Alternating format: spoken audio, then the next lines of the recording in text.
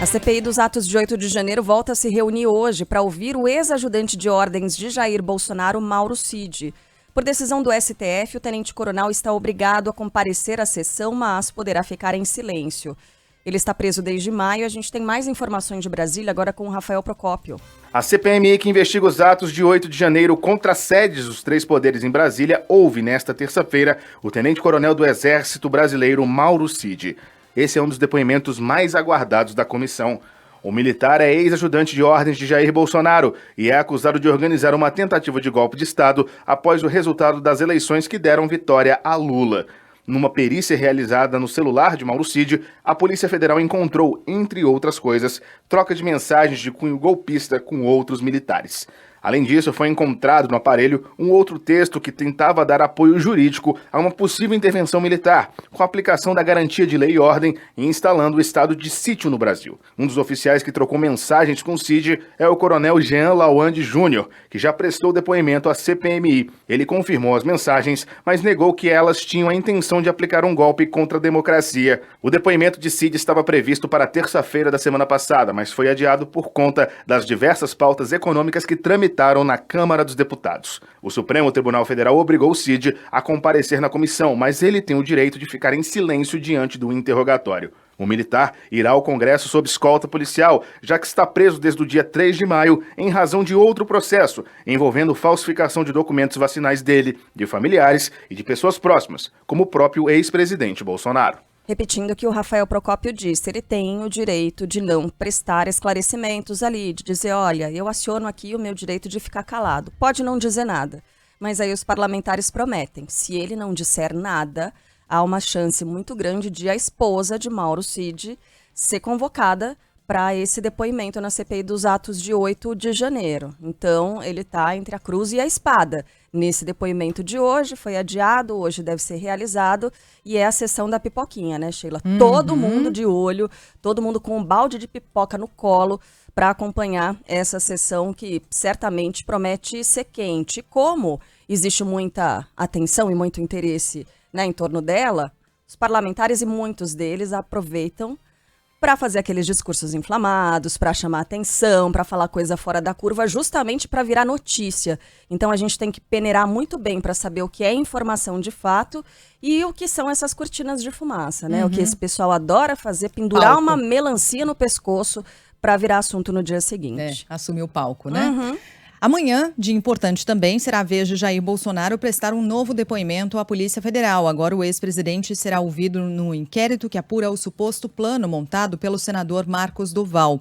A ideia era gravar uma conversa com o presidente do Tribunal Superior Eleitoral, Alexandre de Moraes. Você vai se lembrar disso, que a gente falou bastante sobre isso aqui.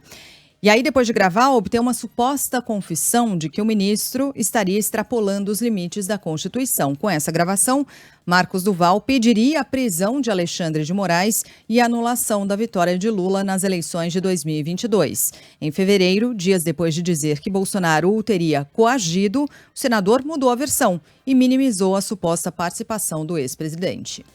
Fernando Haddad se encontra hoje com Rodrigo Pacheco para discutir a tramitação da reforma tributária no Senado. A expectativa é que a proposta, que já foi aprovada na Câmara, seja analisada no segundo semestre. O Adriano Oliveira tem mais informações. Diga, Adriano. Depois da aprovação na Câmara, o governo aguarda pela definição da relatoria da proposta da reforma tributária no Senado.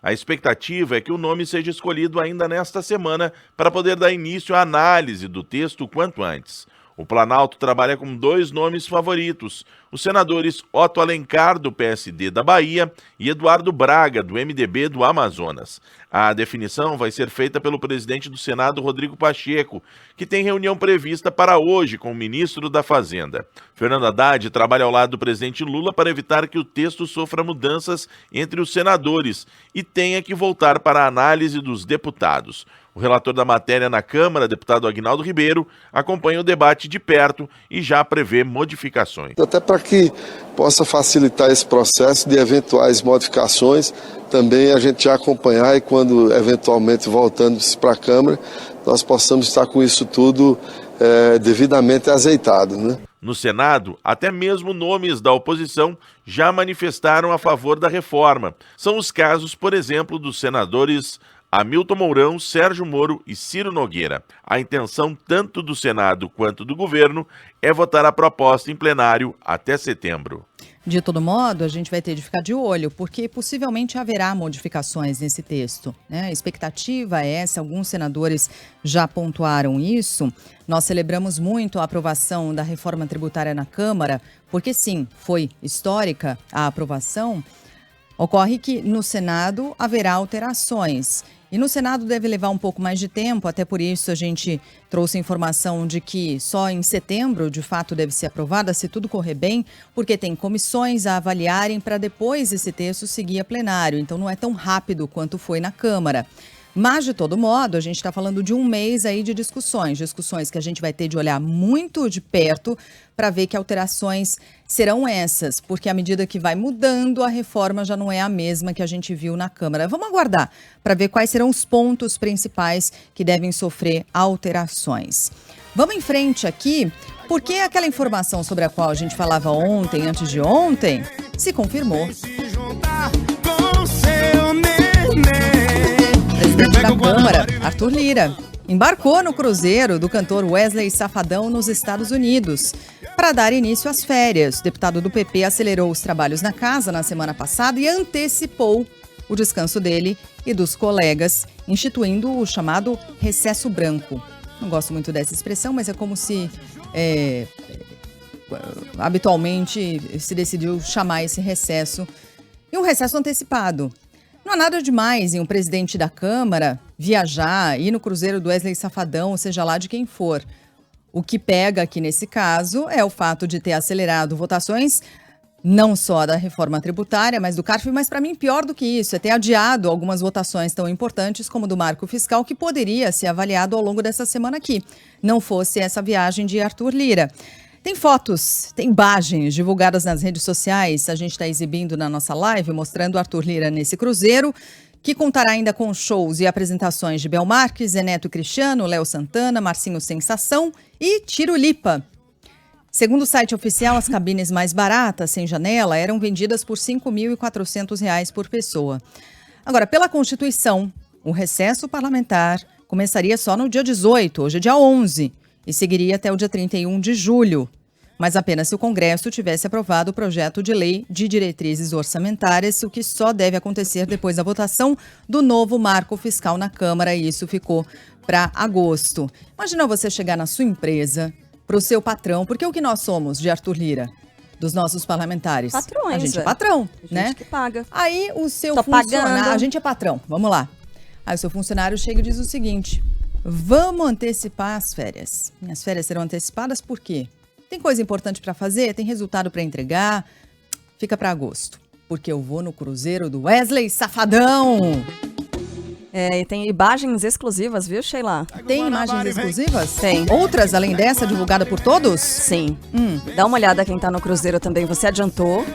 E o Thiago Rossi conseguiu imagens de Luiz Megali entre Arthur Lira e Wesley Safadão. Se você não está agora no YouTube acompanhando a nossa programação, cara, é sério. Olha, tem gente que vai dizer que é montagem, tá? Tem. Invejosos Inteligência dirão, artificial, né? que isso aí é o quê? Deepfake. É.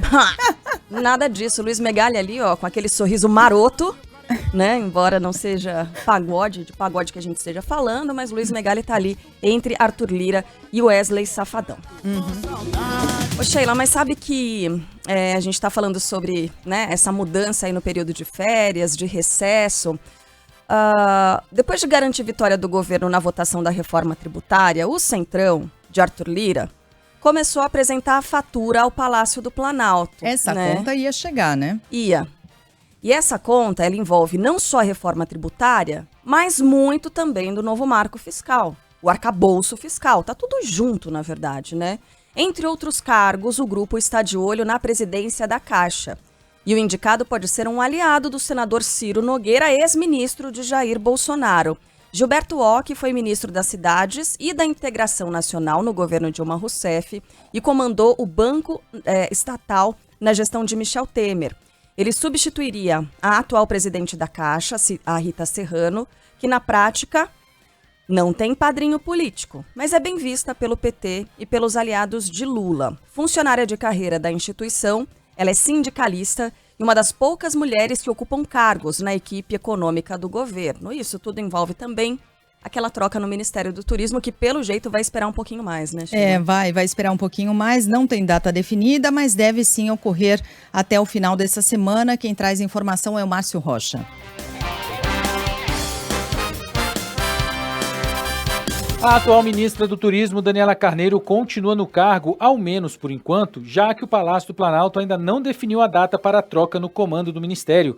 O novo ministro, Celso Sabino, deve ser confirmado no cargo ao longo desta semana, de acordo com o ministro das Relações Institucionais, Alexandre Padilha, que já afirmou que a mudança será feita. Como compensação e para continuar a ter um lugar de protagonismo, Daniela Carneiro deve assumir o cargo na vice-liderança do governo Lula do Congresso Nacional, assim que deixar o ministério. Ela e o marido, o prefeito de Belfor Roxo, Vaguinho Carneiro, foram apoiadores de Lula durante as eleições do ano passado na região da Baixada Fluminense. Padilha afirmou que ainda vai marcar uma reunião com a União Brasil para definir a data exata da mudança. Além disso, disse que está aberto a outras siglas que queiram participar do governo e que a reunião com os dirigentes do União Brasil não vai tratar somente do Ministério do Turismo. Quero levar ao presidente Lula, o líder da Câmara, o líder do Senado, dirigentes do União Brasil. Eu vou conversar com o presidente da União Brasil, certamente vamos conversar sobre vários temas do União Brasil, não tem um tema pré-definido, mas certamente a participação do União Brasil nos estados, o acompanhamento das indicações, certamente será um dos temas. Agora, quando a gente olha para essas trocas políticas, né, essas trocas que basicamente têm a ver com apoio, toma lá da cá, o fisiologismo que marca a política brasileira. Voltando aqui só um pouquinho à questão do PP, porque o presidente do PP, o Ciro Nogueira, ele deu entrevista nesse fim de semana ao Canal Livre da Band, com a exibição aqui da Band News FM. E ele foi taxativo, não só dessa vez, já tinha sido outras vezes, dizendo que o PP não tem nenhuma chance de estar junto com esse governo. Nenhuma possibilidade de o PP estar na base desse governo ou estar junto desse governo. Ocorre que a gente vê, sim, movimentações, acabamos de citar uma delas envolvendo a presidência da Caixa Econômica Federal, mas há outras, porque há integrantes do PP que têm, sim, a intenção de estar na base deste governo. E o próprio presidente da Câmara, Arthur Lira, que é do PP, também negocia já essas possibilidades de troca de cargo. A gente já chegou a falar aqui sobre o Ministério da Saúde, que era um em que essa vaga poderia ser aberta para acolher alguém do PP. Isso foi descartado pelo presidente Lula. Depois vieram outras conversas em Brasília de que o Ministério do Desenvolvimento Social, hoje chefiado por Wellington Dias, poderia ser um dos ministérios para acomodar o PP.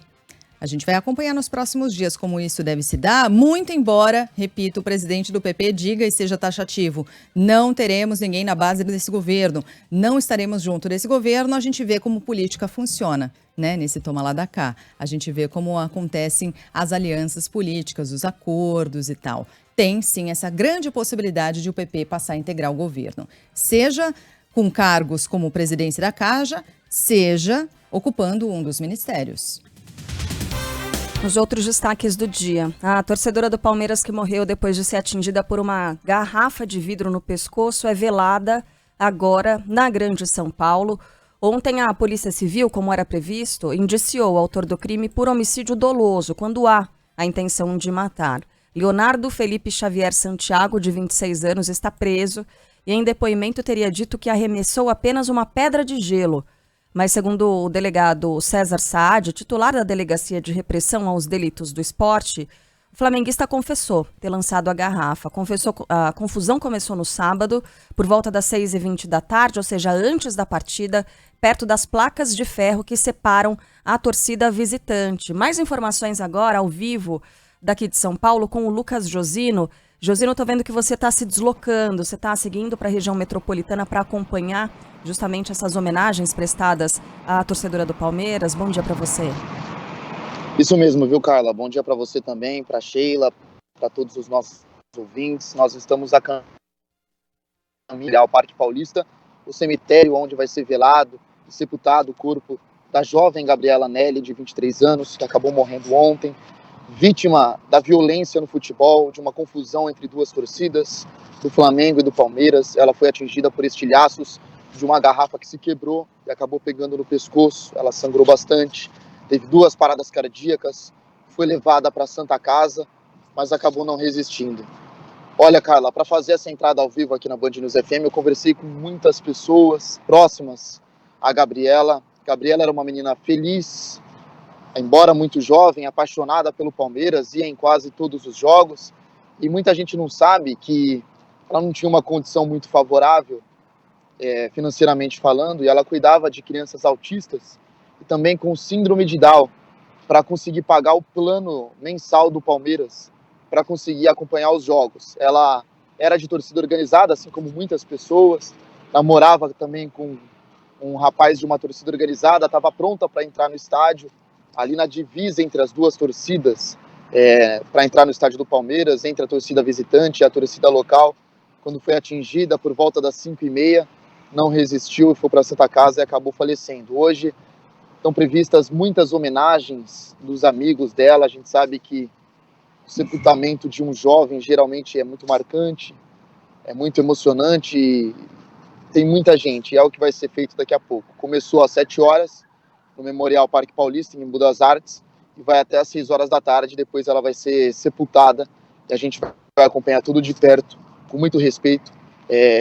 Mais uma morte de uma jovem vítima de uma violência nos estádios de futebol brasileiros. Carla e Sheila.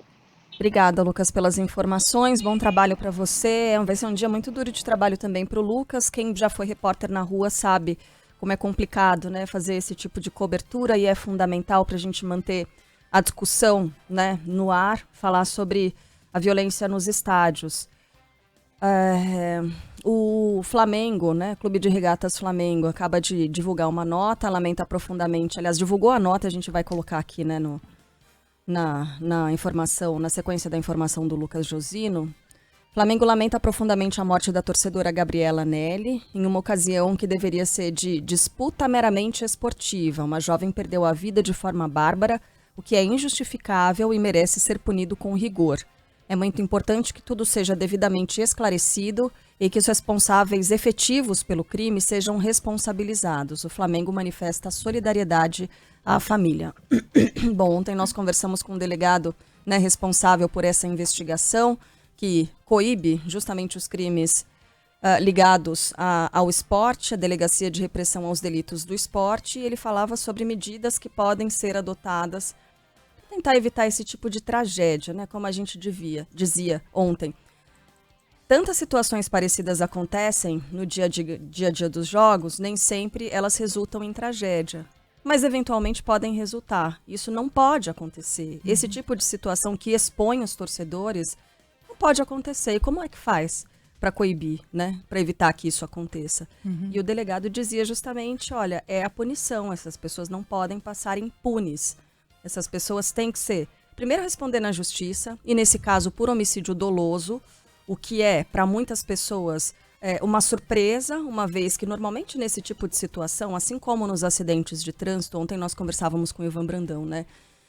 São crimes que normalmente são tipificados como homicídios com dolo eventual, quando a pessoa assume a possibilidade de que algo parecido poderia acontecer.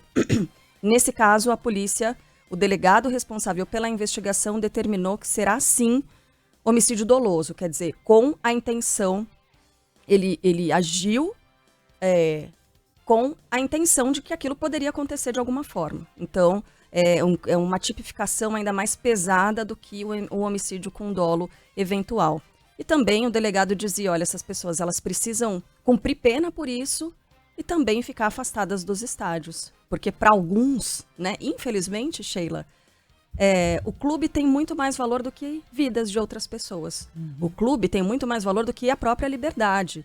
Então, serem impedidos de ir a estádio, serem impedidos de acompanhar as partidas, ainda que seja pela televisão, porque há punições nesse sentido, fazendo com que esses torcedores sigam até delegacias ou fóruns e tem que ficar ali, eles têm de ficar durante todo o período da partida confinados numa sala sem acompanhar, né, esses jogos. Para algumas pessoas, essa punição é maior do que ser privado da liberdade. É inacreditável né, a linha de raciocínio dessas pessoas. Algo precisa ser feito. O doutor César Saad, delegado, que conversou conosco ontem, falou exatamente sobre isso, né, Carla? Sobre como as leis precisam dar força e subsídios para que as polícias atuem nesses casos de violência no futebol. A gente tem um trechinho aqui, inclusive, do que ele falou para exibir aqui aos nossos ouvintes. Ele deu entrevista na nossa programação local. Vamos ouvir aqui em rede também ele falando exatamente sobre isso.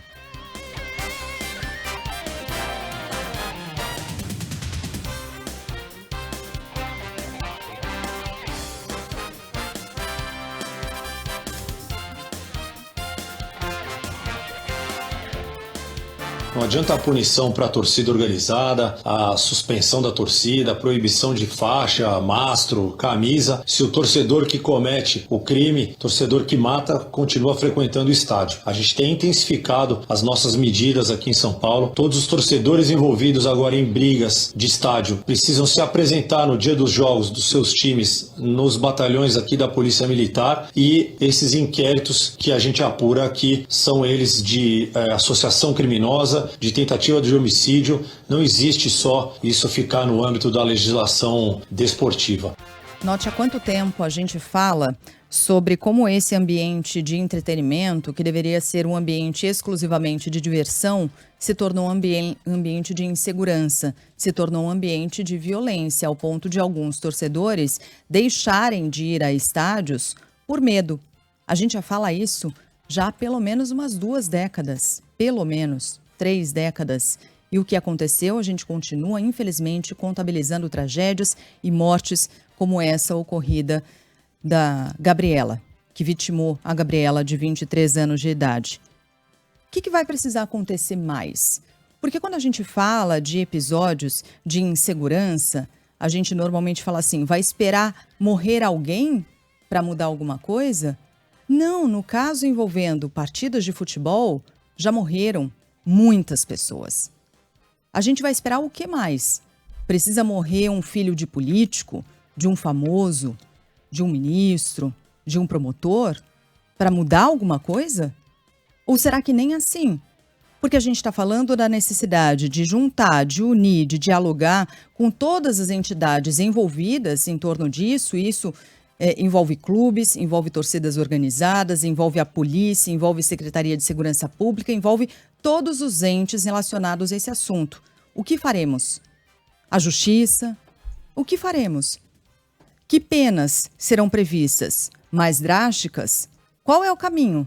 Porque aparentemente as penas até aqui, as punições até aqui, ou melhor, não têm funcionado, não têm inibido o torcedor que comete um crime de continuar cometendo, de tacar uma garrafa em alguém e vitimar, de brigar e espancar alguém até a morte. Porque é o que a gente vê, infelizmente, acontecer em torno de estádios ainda.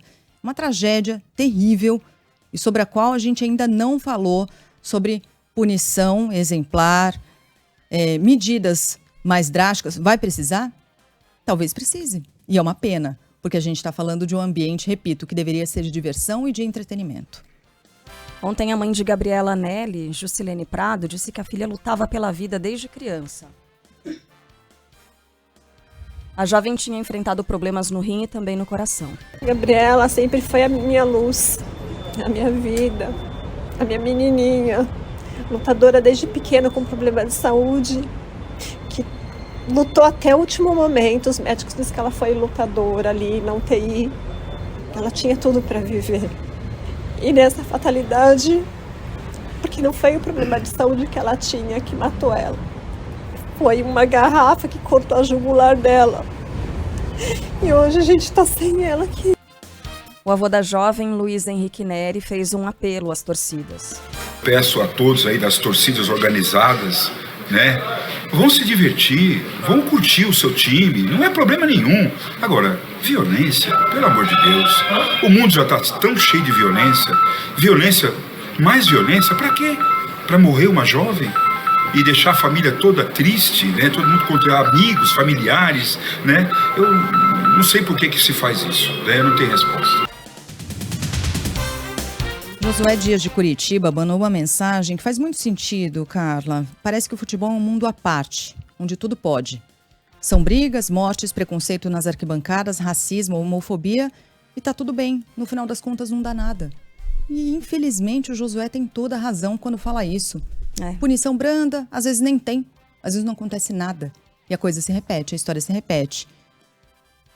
E vai escalando a violência, né? E vai escalando. E aí tem um novo episódio, é muito triste. Ontem o Palmeiras se manifestou em nota lamentando a morte da Gabriela.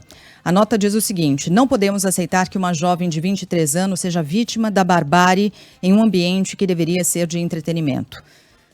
Basicamente isso. É urgente uma conversa definitiva sobre o fim da impunidade de criminosos que, vestidos com as cores de um clube, o qual não representam, cometem atos tenebrosos, como temos visto todas as semanas, infelizmente. Aliás, São Paulo, Corinthians e Santos publicaram aqui esse texto em comum, tá? Dizendo que os 4 clubes de maior torcidas no estado se solidarizam com a família e reforçaram, portanto, que esse caso não pode ser em vão. A CBF declarou que trabalha junto aos órgãos governamentais por soluções que evitem que episódios criminosos como esse se repitam. O ministro da Justiça determina que a Polícia Federal apure as falas de Eduardo Bolsonaro durante um evento em Brasília. No domingo, o deputado comparou o que chamou de professores doutrinadores a traficantes de drogas. Fala, André Viana. O ministro da Justiça e Segurança Pública, Flávio Dino, determinou que a Polícia Federal deve analisar as falas do deputado federal Eduardo Bolsonaro, do PL, após ele comparar professores a traficantes em um discurso feito em ato armamentista em Brasília. Na ocasião, ele afirmou que os pais têm que ficar atentos com a educação dos filhos, pois os professores poderiam doutrinar as crianças. Se nós, por exemplo, tivermos uma geração em que os pais prestem atenção na educação dos filhos, tirem um tempo para ver o que eles estão aprendendo nas escolas, não vai ter espaço para professor doutrinador tentar sequestrar as nossas crianças. Não tem diferença de um professor doutrinador para um traficante de drogas que tenta sequestrar e levar os nossos filhos para o mundo do crime. Talvez até o professor doutrinador seja ainda pior, porque ele vai causar discórdia dentro da sua casa. A análise da Polícia Federal deve apurar se houve incitação ou apologia a qualquer ato criminoso no discurso, conforme anunciado por Dino nas redes sociais. Além disso, nesta segunda-feira, o PSOL e o deputado Idilvan Alencar, do PDT, acionaram o Conselho de Ética da Câmara, o Supremo Tribunal Federal e a Procuradoria-Geral da República contra a fala de Bolsonaro e pediram que seja feita uma apuração e denúncia sobre os fatos ocorridos. Quem faz esse tipo de comparação não sabe a distinção entre o criminoso e o não criminoso. Começa por aí, porque é básico, né? Quando você fala de um traficante de drogas, você está falando de um criminoso. Quando você fala de um professor, você fala do elo, ou da parte mais importante na formação de um cidadão, né? Além da família, o professor é a base na formação de cidadãos, na formação de brasileiros, na educação, no ato de educar e formar alguém. Olha que lindo que é isso, né? Professores, ele não sabe o que ele diz. Contem com a nossa solidariedade, porque é isso que a gente tem a dizer, né? É uma comparação absolutamente descabida, essa. Não há uma possibilidade de fazer uma comparação como essa. Professores que são desvalorizados no Brasil, que não recebem o salário que merecem, que enfrentam inúmeras dificuldades para se manterem, para conseguirem ter ferramentas para atuar nas salas de aula, que enfrentam violência nas salas de aula e ainda assim seguem fazendo o seu trabalho, que precisam se virar em empregos diferentes para conseguir fazer a renda de casa, que trabalham em casa preparando a aula do dia seguinte, que se preocupam com o todo dos alunos, com a sua formação, como eu disse, como cidadão. O papel do professor é gigante na nossa sociedade. Por isso que essa é uma comparação irresponsável, para dizer o mínimo, e descabida, como eu falei há pouco. É duro, né? É duro ter de falar o óbvio, né? Eu prefiro seguir a linha aqui do tio Rei e entender que isso, na verdade, é uma tentativa de chamar a atenção, fazendo o que ninguém consegue fazer, porque não faz o menor sentido. Não existe uma linha de raciocínio que consiga aproximar as duas coisas. Que isso? É pendurar uma melancia no pescoço quando você não tem como aparecer de outra forma. Infelizmente, né, Sheila, a gente viu que nos últimos anos isso funcionou, isso levou pessoas muito responsáveis ao poder, uma vez que elas conseguiram atenção, conseguiram se mostrar em redes sociais, e aí quando elas são investigadas, elas se colocam como injustiçadas, e isso acaba dando fôlego para essas pessoas. Mas o que dá para enxergar aí, na minha opinião, é uma tentativa de aparecer porque ele não tem mais o que mostrar. né? Ele não tem outra forma de se posicionar. Onde já se viu falar de professor? Onde é que já se viu comparar professor com traficante? É a típica tentativa de aparecer no meio de um salão onde tem muita gente se destacando. Ei, Eduardo Bolsonaro, coisa mais triste. Ô Sheila, vamos passar agora para as mazelas, né, do dia a dia, que infelizmente ainda há um número muito, muito grande de desabrigados no estado de Alagoas. Passa de 25 mil o número de pessoas desabrigadas. Até agora, mais de 30 municípios decretaram situação de emergência e o Micoano traz mais detalhes para a gente. Fala, Yumi. Uma comitiva com 3 ministros vai sobrevoar hoje as áreas afetadas pelas chuvas em Alagoas. Estarão presentes o chefe dos transportes, Renan Filho, o titular da Integração e do Desenvolvimento Regional, Valdez Góes, e o ministro do Desenvolvimento e Assistência Social, Wellington Dias. O governador Paulo Dantas vai acompanhar a comitiva no percurso. Mais de 24 mil pessoas já foram afetadas pelas chuvas no estado. Ao todo, segundo o balanço divulgado ontem pela Defesa Civil do Estado, são 20.458 desalojados e outros 3.578 desabrigados. A dona de casa, Ivoneide da Silva, é uma das pessoas desalojadas. Foi de repente. Quando eu me acordei, a rua estava cheia. Abri a porta quando penso que não, a água já veio com tudo. Quando eu vi a água entrando dentro da minha casa, invadindo tudo e tudo dentro da água, bati no desespero, comecei a chorar. A vizinha ali foi que ligou pro pessoal para me ajudar, me tirar minhas coisas. Eu com criança, que eu tenho um neto de 2 anos e 3 meses. Até o momento, 32 cidades estão em situação de emergência no estado, sendo que 29 estão sob decreto reconhecido pelo governo federal. Uma morte foi registrada em decorrência das chuvas. Tem mais agora sobre as chuvas, mas do Rio Grande do Sul, Jean Costa nos atualiza. Um novo ciclone extratropical está previsto para passar pela costa do Rio Grande do Sul a partir da próxima quarta-feira. Segundo a IMET, o fenômeno tem potencial para ser tão intenso quanto registrado no mês passado, quando 16 pessoas morreram no Rio Grande do Sul em função das chuvas. A chuva irá persistir por todas as regiões gaúchas, com atenção maior para o litoral, região metropolitana de Porto Alegre e a Serra. Segundo o Instituto Nacional de Meteorologia, existe a possibilidade de que chova 100 milímetros por dia em alguns dos municípios destas regiões. A Defesa Civil Gaúcha intensificou os alertas à população e prefeituras nas últimas semanas para amenizar os impactos dos fenômenos.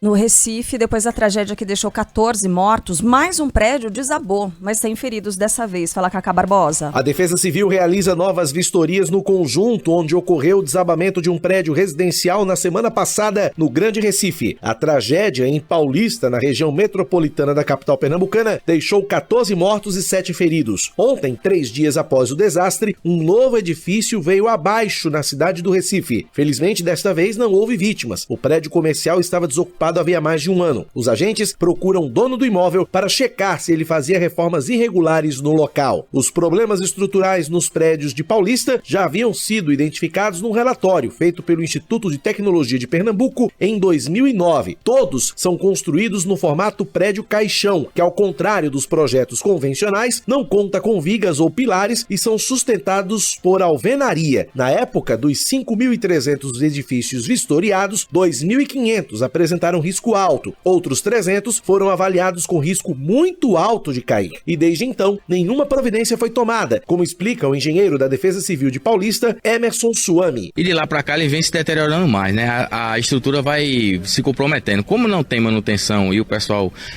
não faz nenhum tipo de manutenção na estrutura, ela cada vez vai ficando com risco maior. Os prédios caixão foram construídos na década de 1970 com a ideia de reduzir o tempo e o custo de produção. Desde 2005, esse tipo de edifício é proibido em municípios do Grande Recife.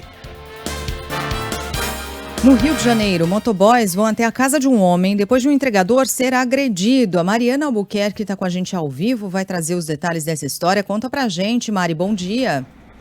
Oi, Sheila e Carla, bom dia a vocês, bom dia também ao nosso ouvinte. Pois é, a gente está tentando entender essa situação melhor com a Polícia Civil e com o próprio motoboy, né, que ainda não teve a identidade revelada. A gente tenta entender o motivo dessa discussão, dessa confusão que terminou na agressão desse cliente ao motoboy, a esse profissional. Esse caso aconteceu ontem no bairro 25 de agosto, em Duque de Caxias, aqui na Baixada Fluminense. A gente tem o vídeo vídeo, pessoal, do momento da agressão. Vídeo que está circulando pelas redes sociais e foi gravado pelo próprio motoboy. Vou chamar na live, quem não consegue acompanhar a gente no YouTube, eu vou descrever essa cena. O homem que parece ser o cliente, ele avança na direção da vítima e, como vocês podem ver, tenta derrubar o celular da mão do motoboy que está gravando toda a situação. O profissional chega a perguntar o motivo da agressão e aí o cliente fala, tira a mão e entra no que parece ser o portão da casa dele. Pois é. E aí, depois desse vídeo que circulou na internet, esse homem, esse cliente, se pronunciou também pelas redes sociais, no que parece ser o lado de fora de uma delegacia, e pediu desculpas pelo ocorrido e classificou a situação como um mal-entendido. A gente tem a palavra dele agora. Fala aí, rapaziada. Queria me falar pra vocês que estão na batalha aí, que isso tudo foi um mal-entendido, tá? Se eu tiver errado em alguma coisa aí, eu peço desculpa para vocês, não foi minha intenção prejudicar ninguém, tá bom? Tamo junto, um abraço aí a todos aí. Esse homem, pessoal, também não teve a identidade revelada, como eu disse para vocês no início aqui da entrada. A gente tenta entender o motivo dessa discussão, da agressão com a Polícia Civil, mas o que a Polícia Militar disse para a gente até agora é que foi acionada para atender uma agressão no local e apenas isso. Depois que esses vídeos circularam na internet ontem, o fato tomou conhecimento, um grupo de motociclistas fez um protesto nesse bairro, lá em Duque de Caxias, aqui na Baixada Fluminense, como vocês também podem acompanhar pela nossa live. Vários homens em motos buzinando, fazendo esse protesto e defendendo o colega deles, né, esse motoboy que foi agredido ontem.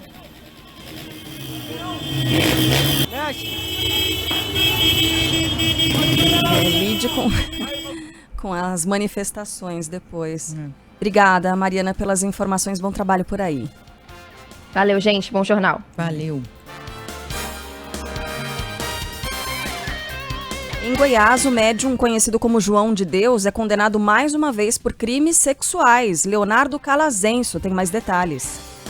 O médium João Teixeira de Faria, mais conhecido como João de Deus, foi condenado em mais 3 processos que somam pena de quase 100 anos de prisão. As condenações são pelos crimes de estupro de vulnerável e violação sexual mediante fraude contra 8 mulheres, entre os anos de 2010 e 2018. A Justiça de Goiás também determinou o pagamento de indenização por danos morais às vítimas. Os valores chegam até R$100 mil. João de Deus segue em prisão domiciliar por estar com a saúde fragilizada, segundo a defesa. Todas as condenações do médium já somam 370 anos, 9 meses e 15 dias de reclusão. O Ministério Público de Goiás também aguarda sentença para outros 4 processos contra o médium. Vamos falar de futebol agora. Em jogos distintos, Coelho e Timão entram em campo hoje na busca por uma vaga nas oitavas de final da Sul-Americana. Fala aí, Aline Fanelli. 2 equipes brasileiras entrarão em campo hoje na busca por uma vaga nas oitavas de final da Sul-Americana. O América Mineiro visitará o Colo-Colo no Chile às 7 da noite. E às 9h30, o Corinthians receberá o peruano Universitário na Neoquímica Arena. O técnico Vanderlei Luxemburgo relacionou apenas Renato Augusto dos titulares e colocará em campo uma equipe bastante jovem. A documentação de Matias Rojas não foi regularizada e por isso o Paraguai ainda não pode atuar. A Band News FM transmitirá Corinthians e Universitário hoje a partir das 9 da noite para toda a rede, exceto o Rio de Janeiro, com a narração do Silva Júnior. Pela Série D, uma cena inusitada. O Brasiliense aplicou a maior goleada da história, 10-0, sobre o Inter Porto. Mas aí o placar travou e não mostrou o resultado real do jogo. O motivo, o placar era manual. E não havia placas que mostrassem depois do 6º gol.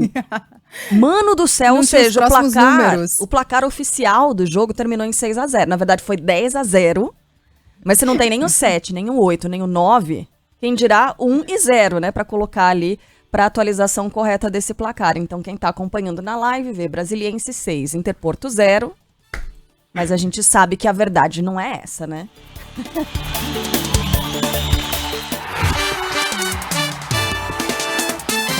Futebol, com Milton Neves. Oferecimento Ihara. Agricultura é a nossa vida. Hotel Terras Altas. Lazer, diversão e gastronomia pertinho de você. Iveco. Está na hora de criar novos caminhos. Está na hora de um S-Way. E Sicredi. Conheça a primeira instituição financeira cooperativa do Brasil. Sicredi, gente que coopera, cresce.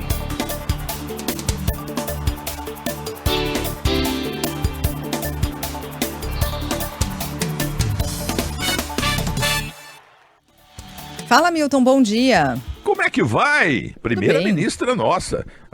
Olha, ela é uma espécie assim de Golda Meir, que os judeus amam demais lá em Israel, entendeu? A nossa primeira-ministra, entendeu? A Sheila Magalhães. E também eu queria abraçar, cumprimentar e dar parabéns a Carla Bigato, que é um nome muito forte no rádio do Grupo Bandeirantes de Rádio e Televisão, tá bom? Mas é isso aí. Bem, meus amigos, no mais é o seguinte, hein? O árbitro Arleu, mas que nome, hein? Arleu ou Arteu, entendeu? Árbitro de futebol que prejudicou na minha Vila Belmiro, favorecendo o meu Santos, um milagre, prejudicando o time do Goiás. Ele foi suspenso. Devia ficar suspenso até o Natal, entendeu? Depois ele vai chorar lá, abraçado no Papai Noel. E a CBF? Olha a CBF austera, hein? Lamenta a morte da torcedora de 23 anos e dá 1 minuto de silêncio nos jogos desta semana. Mas só isso? Só isso, CBF? Essa moça tem que ser amparada, ou seja, a família tem que ser indenizada, porque a violência atingiu a moça. Então tá louco, morre uma torcedora, e aí a CBF, bonzinha, né, vai dar 1 minuto de silêncio nos jogos desta semana do futebol brasileiro, etc e tal. Tomar banho na soda, senhor. E o treinador Diniz acha que o Martinelli é craque e que vai arrebentar na próxima Copa do Mundo. Aí você fala, mas não estamos classificados ainda. Não estamos. Estamos sim. Entendeu? Porque um monte de morto-vivo aqui na América do Sul, então o Brasil vai para a Copa do Mundo, tá bom? Então é isso aí. Um grande abraço para vocês e grande semana.